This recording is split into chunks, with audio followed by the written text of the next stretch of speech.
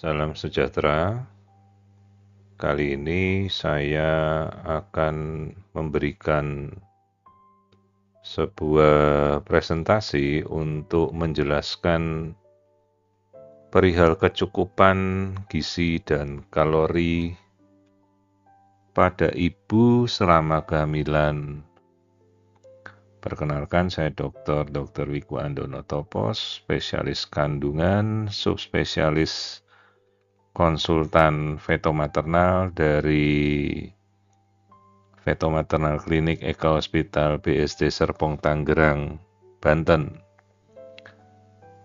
Jadi tujuan kecukupan gizi dan kalori untuk ibu hamil itu adalah memastikan ibu mendapatkan energi yang cukup untuk menjalani kehamilan dengan baik, mendukung pertumbuhan optimal janin dan perkembangan organ, mencegah kekurangan gizi yang dapat berdampak pada kesehatan ibu dan janin seperti anemia, preeklamsi, atau kelahiran prematur, dan menjaga berat badan yang sehat bagi ibu hamil dan mencegah kelebihan atau kekurangan berat badan yang bisa memicu komplikasi.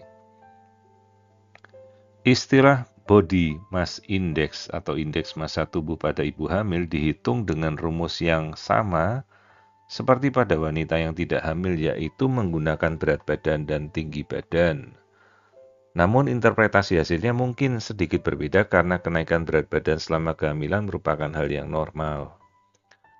Rumusnya adalah body mass index itu adalah berat badan dalam kilogram dibagi tinggi badan meter kuadrat. Kemudian berat badannya diukur dalam kilogram dan tingginya diukur dalam meter. Contoh perhitungan BMI, jika seorang ibu hamil memiliki berat badan 70 kg dan tinggi badan 1,6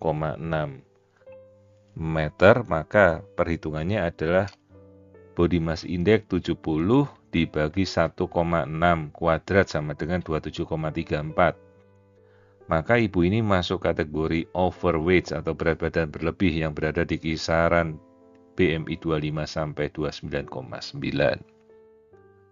Kenaikan berat badan yang dianjurkan berdasarkan BMI sebelum hamil, yaitu rekomendasi dari Institute of Medicine, BMI sebelum hamil kurang dari 18,5 itu kategorinya underweight. Disarankan kenaikan berat badan 12,5 sampai 18 kg total selama 9 bulan ya. Jika BMI-nya sebelum hamil 18,5 sampai 24,9, maka itu dianggap normal, kenaikannya antara 11,5 sampai 16 kg. Jika BMI sebelum hamil sudah 25 sampai 29,9 atau overweight, disarankan kenaikan berat badan sekitar 7 sampai 11,5 kg. Dan bila BMI sebelum hamil lebih dari 30, maka dikategorikan obes, disarankan kenaikan berat badan hanya 5 sampai 9 kg. Kenaikan berat badan selama kehamilan sebaiknya dipantau secara berkala oleh dokter. Setiap trimester biasanya diharapkan ada kenaikan berat badan yang sesuai untuk kesehatan ibu dan janin. Body mass index sendiri bukanlah satu-satunya indikator kesehatan, terutama selama kehamilan. Dokter atau bidan akan mempertimbangkan faktor lain seperti kondisi kesehatan umum, pertumbuhan janin, dan status nutrisi untuk menentukan apakah kenaikan berat badan yang dialami sesuai atau tidak.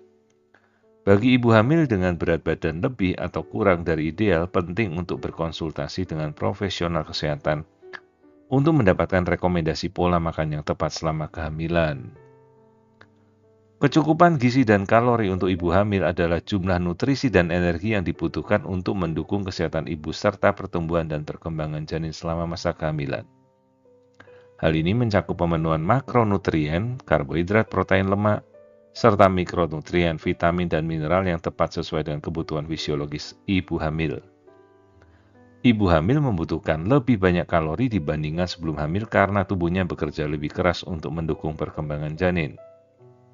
Jumlah kalori yang dibutuhkan bervariasi tergantung usia, berat badan, tinggi badan, tingkat aktivitas, dan trimester kehamilan. Secara umum, panduan asupan kalori untuk ibu hamil adalah sebagai berikut. Trimester pertama tidak ada peningkatan kebutuhan kalori yang signifikan, kebutuhan energi tetap hampir sama seperti sebelum hamil.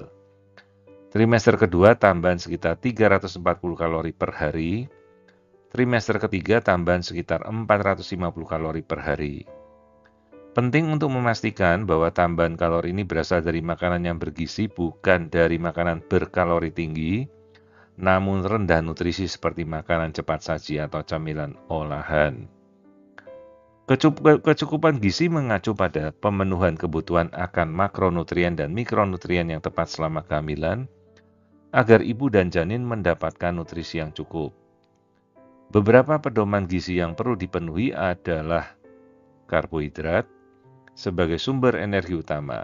Karbohidrat kompleks seperti biji-bijian, buah, dan sayuran dianjurkan untuk menjaga energi yang stabil. Protein, meningkatnya kebutuhan protein selama kehamilan untuk mendukung pertumbuhan jaringan janin, plasenta, serta peningkatan volume darah ibu. Rekomendasinya adalah 71 gram protein per hari. Lemak sehat seperti asam lemak omega 3, penting untuk perkembangan otak dan mata janin. Lemak juga menjadi sumber energi yang penting bagi ibu hamil. Selain itu, ibu hamil juga harus memperhatikan kecukupan mikronutrien yang berperan penting dalam mencegah komplikasi kehamilan dan mendukung pertumbuhan janin, seperti asam folat untuk mencegah cacat tabung saraf, zat besi mencegah anemia, kalsium dan vitamin D mendukung perkembangan tulang dan gigi janin, vitamin A, C, dan E mendukung sistem imun, pertumbuhan jaringan, dan kesehatan ibu serta janin. Makronutrien yang penting bagi ibu hamil. Karbohidrat adalah sumber energi utama untuk ibu hamil, membantu mendukung perkembangan janin dan menjaga energi ibu selama kehamilan. Karbohidrat kompleks seperti biji-bijian, sayuran lebih disarankan dibanding karbohidrat sederhana berupa gula dan makanan olahan karena memberikan energi berkelanjutan serta serat yang baik untuk pencernaan. Protein penting untuk pembentukan jaringan pada janin termasuk pertumbuhan otot, tulang, organ-organ. Protein juga dibutuhkan untuk meningkatkan volume darah dan mendukung perkembangan plasenta. Sumber protein yang baik bagi ibu hamil meliputi daging tanpa lemak, ikan, telur, produk susu, kacang, dan produk nabati seperti tahu dan tempe. Lemak esensial, terutama asam lemak omega 3, sangat penting untuk perkembangan otak dan mata. Disarankan mendapatkan lemak sehat dari sumber seperti ikan berlemak, salmon, sarden, kacang-kacangan, biji-bijian, alpukat, dan minyak zaitun. Lemak juga berfungsi sebagai cadangan energi, membantu penyerapan vitamin yang larut dalam lemak, yaitu vitamin A, D, E, dan K. Rasio yang disarankan. Karbohidrat mencakup 45-65% dari total seluruh kalori, protein 10-35% dari total asupan kalori, lemak 20-35% dari total asupan kalori. Selain ketiga makronutrien ini, ibu hamil juga memerlukan asupan mikronutrien seperti vitamin dan mineral. Kebutuhan mikronutrien untuk ibu hamil sangat penting untuk mendukung perkembangan janin, menjaga kesehatan ibu, dan mencegah komplikasi. Mikronutrien mencakup vitamin dan mineral yang diperlukan dalam jumlah kecil tetapi memiliki dampak besar. Berikut ini adalah beberapa mikronutrien yang penting bagi ibu hamil.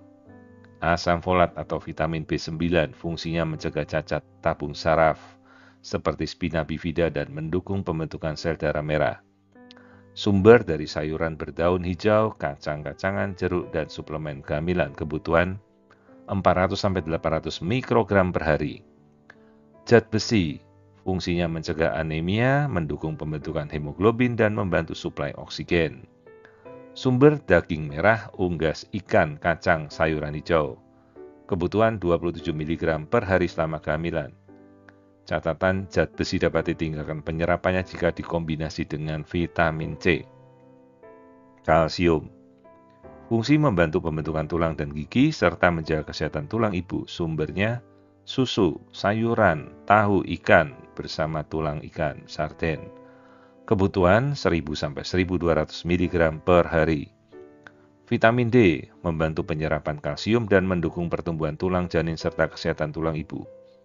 Sumber paparan sinar matahari, ikan berlemak, susu, dan sereal yang diberkahi vitamin D. Kebutuhan 600 IU per hari. Vitamin B12 fungsi membantu produksi sel darah merah dan menjaga fungsi sistem saraf. Sumber daging, ikan, telur, produk susu, dan suplemen jika diperlukan terutama untuk vegetarian. Kebutuhan 2,6 mikrogram per hari. Yodium, fungsi mendukung fungsi tiroid dan perkembangan otak serta sistem saraf janin. Sumber garam yodium, ikan laut, produk susu. Kebutuhan 220 mikrogram per hari. Vitamin A, mendukung perkembangan sel, tulang, mata, sistem kekebalan tubuh janin. Sumber sayuran berwarna oranye seperti wortel, labu, bayam, hati dalam jumlah terbatas. Kebutuhan 770 mikrogram per hari. Hati-hati, kelebihan vitamin A bisa berbahaya, jadi konsumsi harus sesuai anjuran. Seng, fungsinya mendukung pertumbuhan sel, fungsi imun, dan penyembuhan luka. Sumber daging, kacang, biji-bijian sereal. Kebutuhan 11 mg per hari. Omega 3 asam lemak, DHA, dan EPA fungsi mendukung perkembangan otak, mata, dan sistem saraf janin. Sumber ikan berlemak, salmon, sarden, biji rami, suplemen minyak ikan. Kebutuhan 200-300 mg DHA per hari. Magnesium, fungsi mendukung perkembangan tulang dan gigi janin, menjaga fungsi otot dan saraf ibu, mencegah keluhan seperti kram kaki. Sumber kacang-kacangan, biji-bijian, sayuran hijau, pisang. Kebutuhan 350-400 mg per hari. Vitamin C sebagai antioksidan yang mendukung sistem imun, meningkatkan penyerapan zat besi, dan membantu pembentukan kolagen. Sumber jeruk, stroberi, paprika, brokoli. Kebutuhan 85 mg per hari. Pemenuhan kebutuhan mikronutrien ini dapat membantu mencegah komplikasi seperti anemia, preeklamsi, pertumbuhan janin terhambat, dan cacat lahir. Suplemen kehamilan sering direkomendasikan untuk membantu mencukupi kebutuhan ini jika tidak terpenuhi dari makanan sehari-hari. Berikut adalah ilustrasi kasus bagaimana kita menghitung kecukupan kalori per hari dari trimester pertama, kedua, dan ketiga. Ilustrasi kasus pertama pada seorang ibu hamil awal trimester pertama dengan tinggi badan 150 cm, berat badan 50 kg. Berapakah indeks massa tubuhnya? Apakah dia normal atau tidak? Berapa total kenaikan berat badan yang diperbolehkan selama dia hamil selama 9 bulan? Dan berapa kenaikan berat badan ideal selama trimester 1, trimester kedua, dan trimester ketiga? Jadi berdasarkan rumus BMI, maka indeks massa tubuh ibunya adalah 22,2. Ini masuk kategori normal antara BMI 18,5 sampai 24,9. Jadi berat ibu ini berada dalam rentang normal untuk tinggi badan. Total kenaikan berat badan yang diperbolehkan berdasarkan BMI normal sebelum hamil, maka sekitar 11,5 sampai 16 kg selama 9 bulan. Nah, selama trimester pertama, 0 sampai 13 minggu, kenaikan berat badan sekitar 0,5 sampai 2 kg. Trimester kedua dari 14 sampai 27 minggu, kenaikan berat badan sekitar 0,4 sampai 0,5 kg per minggu. Trimester ketiga 28 sampai 40 minggu, kenaikan berat badan juga sekitar 0,4 sampai 0,5 kg per minggu untuk ibunya ya. Pada trimester pertama, tambahan kalori belum terlalu signifikan. Kebutuhan kalori total harian untuk wanita hamil dengan tinggi 150 cm dan berat 50 kg sekitar 1.800 sampai 2.000 kalori per hari. Jadi ini rata-rata kondisi di Indonesia ya. Menu gizi seimbang untuk trimester pertama jadi sekitar 1.800 kalori. Kita bagi mulai dari sarapan pagi sekitar 400 kalori. Bisa kita bagi seperti lauknya begini, ibu-ibu bisa mengikuti, ini lauk yang normal. Nasi merah 140 kalori, telur rebus 1 butir 70 kalori. Tahu goreng 1 potong 80 kalori, sayur bayam 30 kalori, susu rendah lemak 1 gelas 80 kalori. Snack pagi kira-kira 200 kalori, buah pisang 1 buah 90 kalori, almond panggang 10 butir 110 kalori. Makan siang sekitar 600 kalori, nasi putih 150 gram 200 kalori, ikan salmon panggang 100 gram 200 kalori, tumis brokoli 60 kalori, sup wortel kentang 120 kalori, jeruk 1 buah 40 kalori. Snack sore sekitar 150 kalori, yogurt rendah lemak 1 cup 80 kalori, buah apel 1 buah 70 kalori. Makan malam sekitar 450 kalori, nasi merah 140 kalori, ayam panggang tanpa kulit 100 gram 200 kalori. Sayuran capcay sekitar 1 mangkok 60 kalori, buah pepaya 1 potong 50 kalori. Jadi total kalori harian 1800 kalori. Menu ini seimbang dan mencakup kebutuhan karbohidrat, protein, lemak, sehat, serat, vitamin, dan mineral untuk ibu hamil. Untuk menu gizi seimbang trimester kedua, kebutuhan meningkat menjadi 2200 sampai 2400 kalori ini untuk berat badan ibu dan tinggi badan ibu normal. Sarapan sekitar 500 kalori, bisa dari nasi merah 150 gram, sekitar 210 kalori, telur orak-arik dengan sedikit minyak zaitun 100 kalori, sayur bayam dan jagung rebus 60 kalori, susu rendah lemak 1 gelas 100 kalori. Snack pagi sekitar 200 kalori, smoothie pisang dan yogur rendah lemak 200 kalori. Makan siang kira-kira 700 kalori, nasi putih 200 gram, 260 kalori, ikan tuna panggang 100 gram, 180 kalori. Tumis kacang panjang 60 kalori, sup sayur bayam dan labu 80 kalori, buah jeruk 40 kalori. Snack sore 150 kalori, boleh dari buah apel dan kacang almond 10 butir sekitar 150 kalori. Makan malam 600 kalori, dari nasi merah 140 kalori, dada ayam tanpa kulit 100 gram 200 kalori, tumis brokoli dengan sedikit minyak zaitun 60 kalori, buah pepaya 50 kalori. Total kalori 2200 sampai 2400 kalori. Ini mencakup menu gizi seimbang untuk trimester kedua. Menu gizi seimbang untuk trimester ketiga sama relatif 2400 sampai 2500 kalori. Kita bagi sarapan 500 kalori dari oatmeal, telur rebus, pisang, susu rendah lemak. Snack pagi sekitar 200 kalori, smoothie buah campuran dengan yogur rendah lemak sekitar 200 kalori. Makan siang sekitar 700 kalori, bisa dari nasi merah, ikan salmon, tumis bayam, sup sayuran, jeruk 1 buah. Snack sore sekitar 200 kalori, bisa dari buah almond, apel. Makan malam sekitar 600 kalori, dari nasi putih 100 gram, sekitar 140 kalori. Ayam panggang tanpa kulit 100 gram, 200 kalori. Tumis brokoli, sup kacang hijau, buah pepaya. Total kalori kira-kira 2400 sampai 2500 kalori. Menu ini mencakup menu gizi seimbang dengan karbohidrat, protein, lemak, sehat, serta vitamin yang penting untuk trimester ketiga. Ilustrasi berikutnya, seorang ibu dari awal hamil trimester pertama dengan tinggi badan 165 cm, berat badan hanya 45 kg, tampak kurus secara fisik.